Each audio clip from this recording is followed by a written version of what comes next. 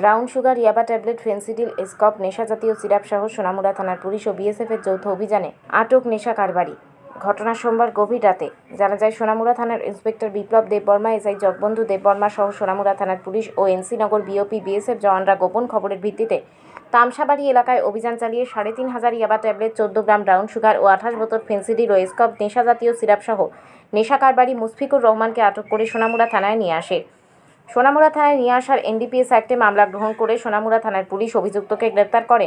মঙ্গলবার দুপুরে অভিযুক্তকে সোনামুড়া আদালতে সোপর্দ করবে পুলিশ। সংবাদ মাধ্যমে বিস্তারিত জানান সোনামুড়া থানার ওসি জয়ন্ত দেব।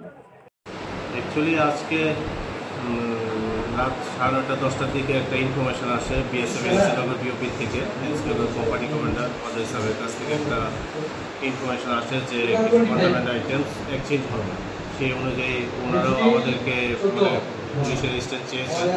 মেনলি আমাদের এখান থেকে ইন্সপেক্টর বিপ্লব দেববর্মা এবং সাব ইন্সপেক্টর জগবন্ধু দেববর্মার সঙ্গে স্টাফ নিয়ে বিএসএফের সঙ্গে জয়েন্ট অপারেশন করে এনসিনগরের একটি জায়গার সেই অপারেশনের সময় একটি লোক যখন এই কন্ট্রাব্যান্ড আইটেমস এক্সচেঞ্জ করছিল তখন ওকে ডিটেইন করা হয়।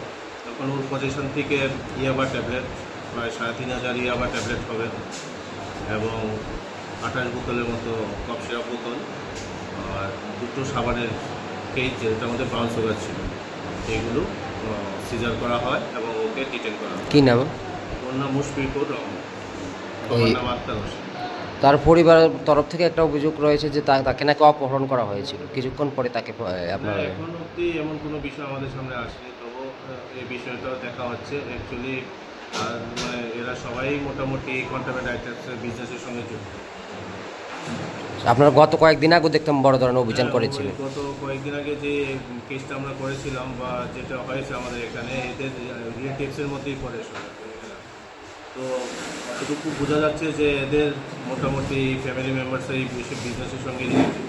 কালকে তাকে কোর্টে ওঠা হবে, আদালতে তোলা হবে কালকে তাকে। কালকে ওকে কোর্টে পাঠানো হবে।